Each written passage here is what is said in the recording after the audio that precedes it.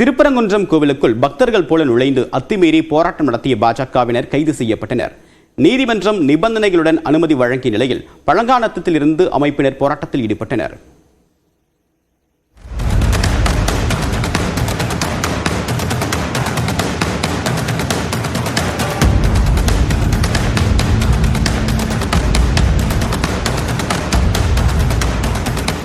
முருகப்பெருமானின் அறுபடை வீடுகளில் முதல் படை வீடாக விளங்குவது மதுரை திருப்பரங்குன்றம். திருப்பரங்குன்றம் மலை அடிவாரத்தில் முருகன் கோவிலும், மலைக்கு மேலே காசி விஸ்வநாதர் கோவிலும், சிக்கந்தர் தர்காவும் உள்ளது.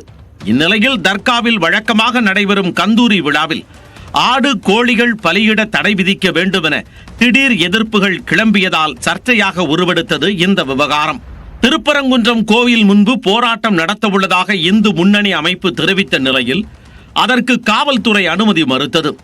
மதுரை மாவட்டம் முழுவதும் பொது அமைதியை பாதுகாக்கும் நோக்கில் போராட்டங்கள் உள்ளிட்டவை நடக்காமல் தடுக்க 144 தடை உத்தரவை மாவட்ட ஆட்சியர் சங்கீதா பிறப்பித்தார். திருப்பரங்குன்றம் மலை அருகே செல்வதற்கான அனைத்து வழிகளிலும் காவல்துறையினர் குவிக்கப்பட்டு பலத்த பாதுகாப்பு போடப்பட்டது.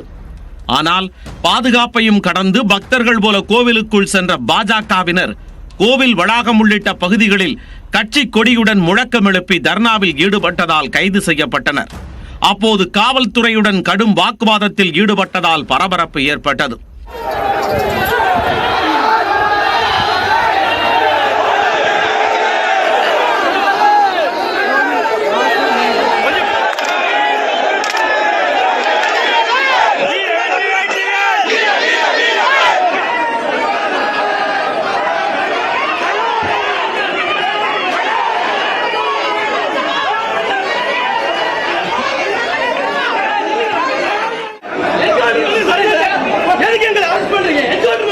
இதனிடையே போராட்டம் நடத்த அனுமதி கோரி இந்து முன்னணி அமைப்பு சார்பில் உயர்நீதிமன்ற மதுரை கிளையில் வழக்கு தாக்கல் செய்யப்பட்டது.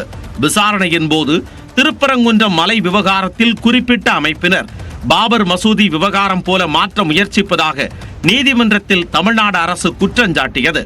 இந்நிலையில் மதுரை பழங்கானத்தம் பகுதியில் போராட்டம் நடத்தி கொள்ள நீதிமன்றம் அனுமதி வழங்கியது. ஆனால் ஆர்ப்பாட்டத்தின் போது மதம் மற்றும் தனிநபர்களை கொச்சைப்படுத்தக்கூடாது, கலவரத்தை தூண்டும் வகையில் பேசக்கூடாது என்பன உள்ளிட்ட நிபந்தனைகளும் விதிக்கப்பட்டன.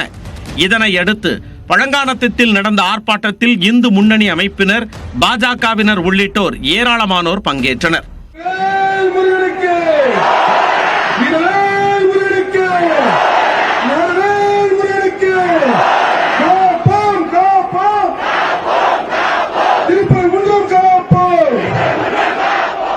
திருப்பரங்குன்றம் காப்போம் என்ற தலைப்பில் இந்த ஆர்ப்பாட்டம் நடந்தது.